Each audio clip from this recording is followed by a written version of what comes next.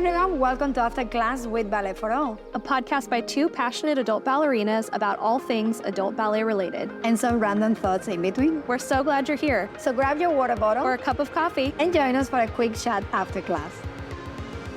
Hi everyone, welcome to the After Class podcast with Ballet for All. Today we are going to be talking about how to create the best arabesque line for your body. We're going to focus on three things: stability, strength, and aesthetics. So let's get into it. Hi Elena. Hello. Very excited about this episode today. I think that there is this massive misconception about doing arabesque in ballet. So I'm very excited to talk about this topic. Yeah, me too. I think the arabesque position and the lines that it creates are such a classic pose in ballet. Sometimes I feel like it's that position that even people that don't know ballet, if you were to be like, oh, be a ballerina, that's the position that someone goes into, even if they've never taken a ballet class in their life. It's just such an iconic pose. And like you said, I think there's a lot of misconceptions about what is needed to achieve a really beautiful arabesque line. I think, so much of what we see on social media and then even just watching, professional productions is the arabesque. It was very extreme, like the back leg will be really high. And so we kind of can think as adults, oh, I can't do that, so my arabesque is never going to look good. But today we're going to talk about ways that you can make the best arabesque line for your body, which can be really, really beautiful, even if it needs to be lower. Yeah, exactly. I love this one. I will say, as we said at the beginning of the podcast, to focus on three main characteristics of it. First of all, we need to work on our supporting leg and stability and control and balance. If we do not have a stable supporting leg, we will never be really comfortable on lifting the second leg off the ground to whatever height, which could be 20, 10, 190 degrees off the ground. So it all depends on your own level, on your own, I wouldn't call it limitations, I would call it on your own flexibility and your own anatomy. So I would say let's begin talking about the stability and balance. When we talk about arabesque, we don't need to do it on releve. So just flat, nothing else. If you want to adventure later on at releve, perfect. But today we're going to talk about just creating a stability in your supporting leg. And the main goal would be to use your foot as a tripod. There will be a point between your big toe, little toe, and your heel. If you think about that triangle, we call it a tripod in ballet. If you think about that triangle and dividing your entire balance between these 3 points, so you're not too much on your heel, not too much on your toes, but right in the center of this triangle, that will be like the perfect stability to begin with. And then it's just strengthening your supporting leg, elongating, and always feeling lifted off the ground. So I think that would be, what else do you think, Hannah, about that supporting leg? Yeah, the tripod position is so important. And I think too, for anyone that has maybe a little bit of hyperextension, you're gonna want to shift back in your heel. Like I know for me, I have a little bit of hyperextension. And so what that translates to for me is that I feel a lot more comfortable sitting back in my heels than I should. And so I have to be constantly thinking more of going towards my toe.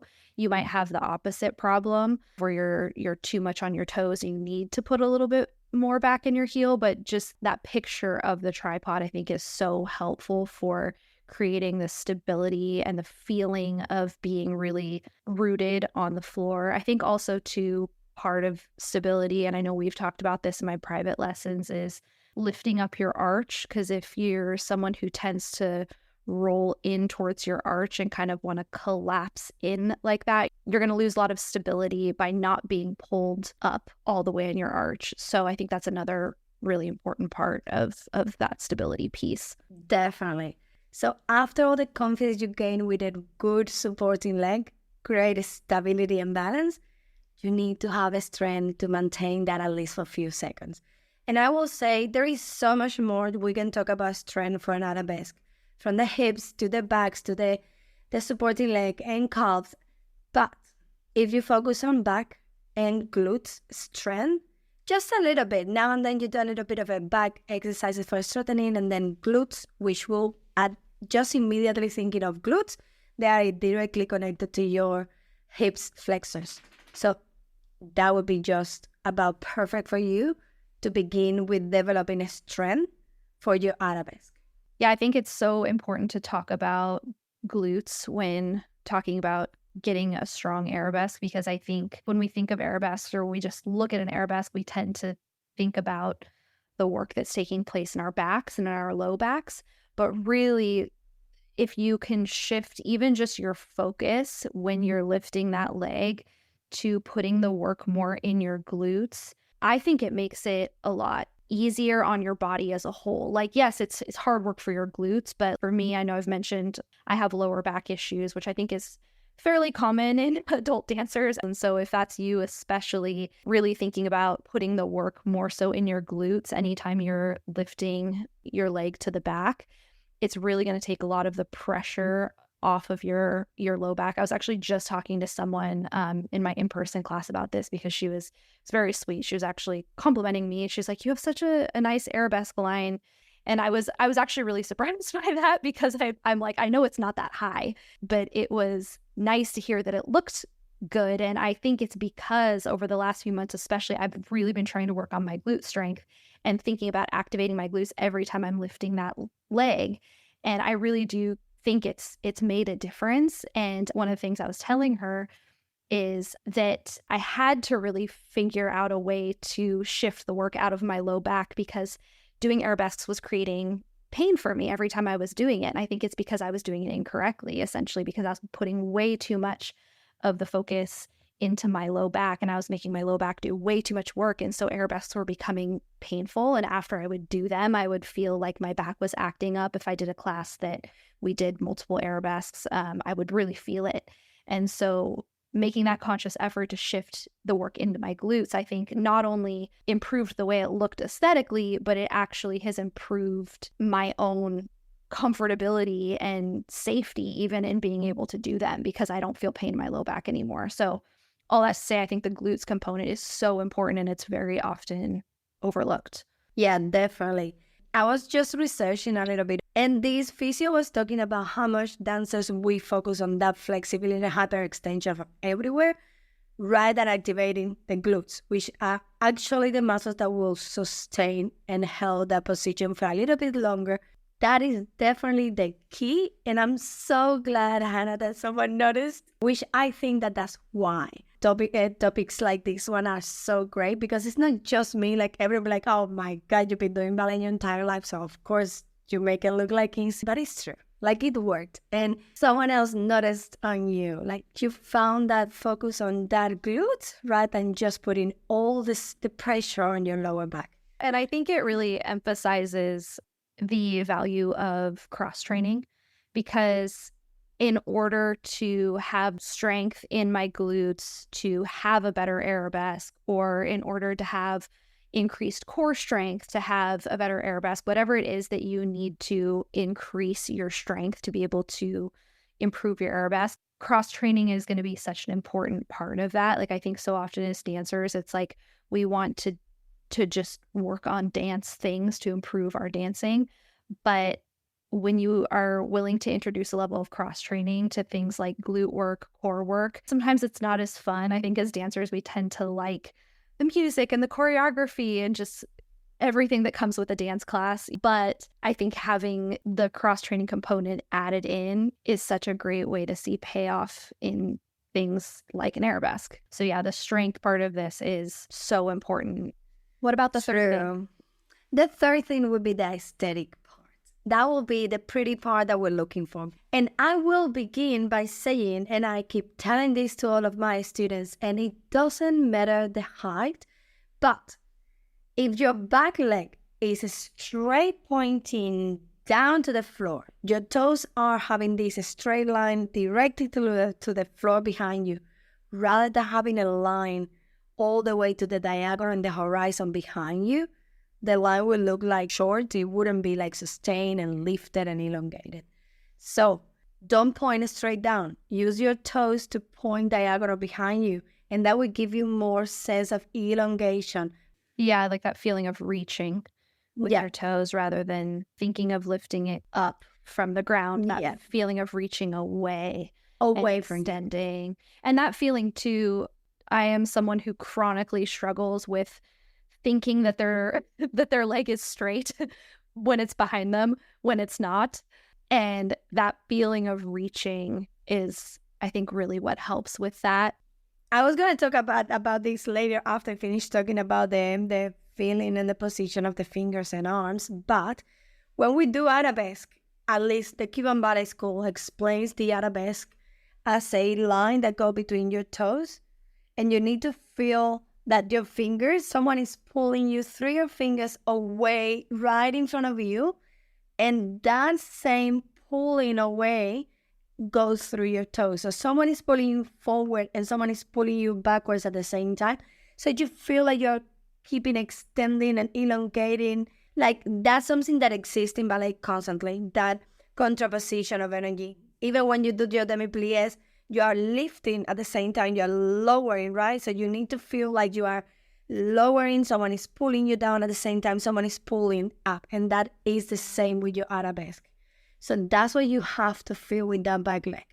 That someone is trying to pull you through your toes, not down to the floor, but diagonal behind you, while you're opposing that and lifting forward. Yeah, if that makes sense. Yeah, it definitely does. And the thing that I find so interesting about that is that it's really helpful for balance too. It's not just one of those things that we do it that way because that's the technically correct way to do it.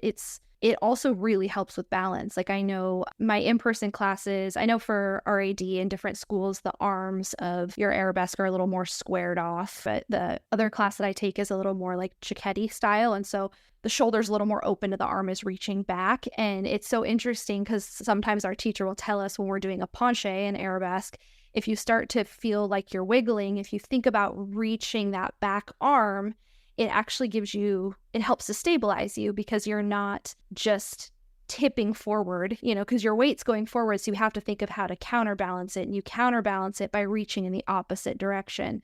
So like you said, that idea of opposing forces is such a big part of just ballet in general, because even doing a plie, right? It's like you're going down, but you're thinking of pulling up. The same thing with Arabesque, but just on the horizontal plane. Horizontal, yeah. Yeah, it's forward and back.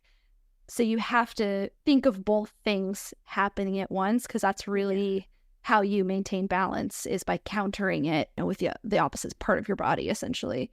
Definitely. So I will say the next point about the aesthetic part, it's focus on those fingers of the front arm. Yeah, most of the time when we have the arm in front of us, let's talk about both, actually. You have your two arms. One is going to always be in front of you and the other one by your side. Something that we keep saying in terms of lifting is feel like your fingertips are reaching in front of you and beside you, so the walls in front of them, rather than reaching down to the floor again because we want to be lifted.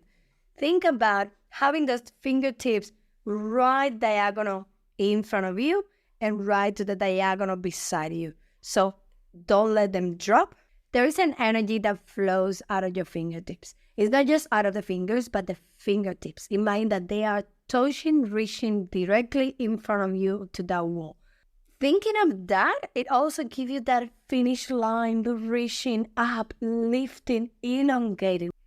One thing that kind of just popped in my mind, we didn't even talk about discussing this, but I think it's probably a question that most adults would have, because I think, kind of going back to what we were saying at the beginning of the episode, based on whether pictures you see on social media or seeing professional dancers with the back leg being up so high, like 90 degrees or higher, I think the temptation for adults can be compromising the position of their chest to get the leg higher. But what would be the most technically correct and also aesthetically pleasing amount of adjustment that you can make with your chest in order to get your leg higher, if that makes sense? Because I think that's the struggle for a lot of adults, is like, how much do I let my chest moving dictate how far I can get my back leg up?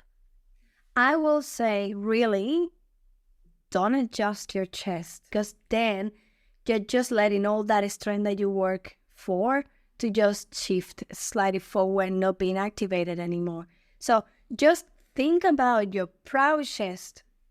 Think about that line and long leg behind you lifting, but you can use a little bit. So rather than dropping your chest, use a little bit your hip to rotate that leg in a way that is giving you range of motion behind you rather than just dropping your chest. Open a little bit your arabesque rather than being super square from the hips. Open that hip a little bit, but don't drop your chest, because that's what is going to give you always that elongation, body alignment on lifting. Because as soon as that, the line that I always ask you to have, the proud chest with the diagonal line going from your chest, diagonal in front of you, would be then diagonal down. So we want to keep all those lines where they go. Your toes diagonal behind you, reaching behind you. The chest is proud, diagonal in front of you. So it is an arch. It's just a proud chest that is going to just bring all that energy diagonal in front of you. Now, if you shift the body weight, hips over the toes of the supporting leg, that will also allow you to lift that leg a little bit higher.